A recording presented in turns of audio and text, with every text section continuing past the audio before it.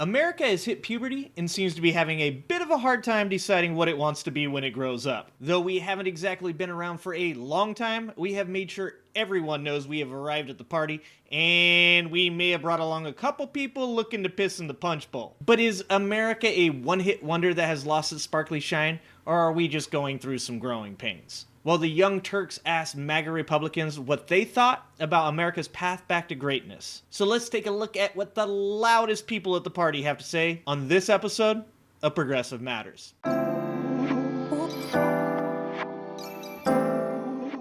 Let's just say when it comes to when America was great is kind of a touchy subject. We are talking about an extremely small sample size that has some pretty sensitive subject material. I personally am a big fan of the 90s. We had Michael Jordan absolutely dominating the basketball world, the release of the Super Nintendo, and a balanced budget for the first time in forever. The days of coming home, opening the fridge, and grabbing a Sunny D to drink while we watched Saved by the Bell were quite possibly peak humanity. If the Buffalo Bills could have beat the Dallas Cowboys in the Super Bowl in 93 and 94, we may have experienced the rapture. Little did we know that we were on the verge of creating a tool that would bring together the most paranoid and insane among us. That's right, the internet. This is Al Gore's fault. But if not the 90s, when do these people think America was great? So make America great again. What does that mean to you? The America I grew up with, we want it back.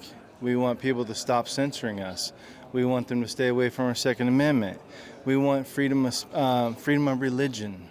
So if you're a conservative, if you're a Christian, if you're white, you're a male, it doesn't matter what color you are. We want people to be respected for who they are. And they're trying to say that we're the party of the racist party when they're the ones actually wanting Jim Crow rules back. In what way? Well, colleges, they want to have black and white graduations. They want to separate us. Where do they want that? What colleges? Man, look, okay, I don't know, Google it. Supposed to have been great in the founding era. Then it got changed in the middle 1800s, and I won't go into all the details because that's too long of a story.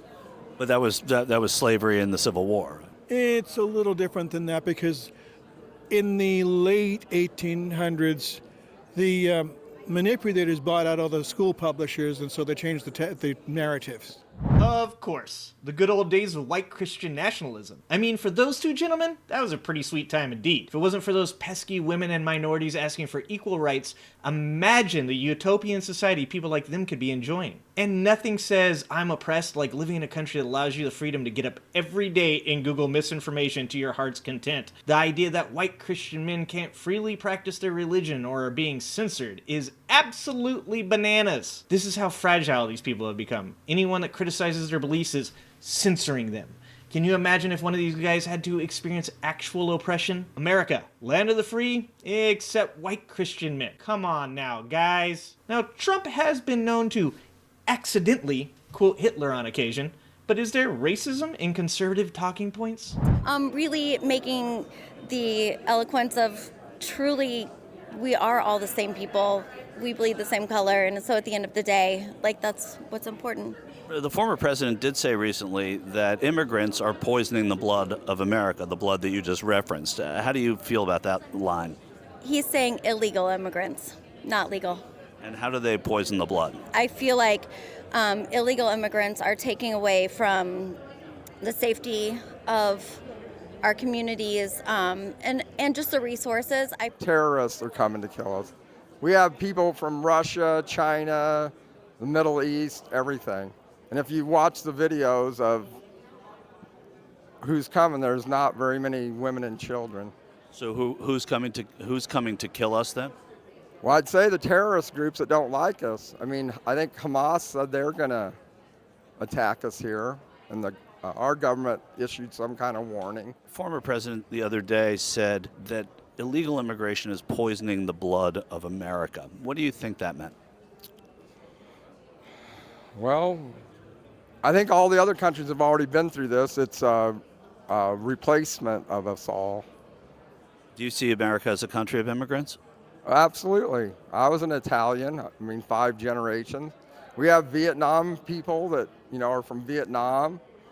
I've never had I know how to cook, egg rolls, things like that. I love Mexican people. They taught me how to make quesadillas. So let me get this straight. What we need to do to make America great again is take it back to the days of the Founding Fathers, but it's not going to involve people invading a previously occupied territory and murdering the current inhabitants to take their resources. I'm not sure these people have ever read a history book. Look, I'm a huge advocate for immigration reform, and I love me some egg rolls. But I'm pretty sure fear of the other isn't a solution, and I just can't seem to understand how hate and fear are going to make this country a better place. But when you have a person as persuasive as Donald Trump speaking so eloquently, I understand it's hard to resist such a wordsmith. What's your favorite Donald Trump quote? There are two things that work, that will always work: wheels and walls. I would say build that wall, especially at a time like this when we have so many illegal immigrants coming in. It's really needed. So build that wall. I know which one it is. It's just it's about God, like God is above all. It's something about God is above all. That's tough. I think that "You're Fired" was pretty funny when he was on The Celebrity Apprentice. Drill, baby, drill. And we have, because we're drilling more than we ever have in history under this president, right? I don't think we're drilling. There's oil well leases issues. But I mean, more production. Production might be up, but Build that wall. Drill, baby, drill. 3 short grunts. I think we have unlocked the cheat code. Now, how do we use it to save democracy? Well, if you're like me and you love this America and don't feel we need to go to crazy extremes to take it back to some prior time where white Christian nationalism ruled the day, check out this video where we take a look at the insane Reawaken America tour, where they talked about, among other things, how vaccinated women's uteruses were falling out. Stay safe out there, and remember, get educated and get out and vote.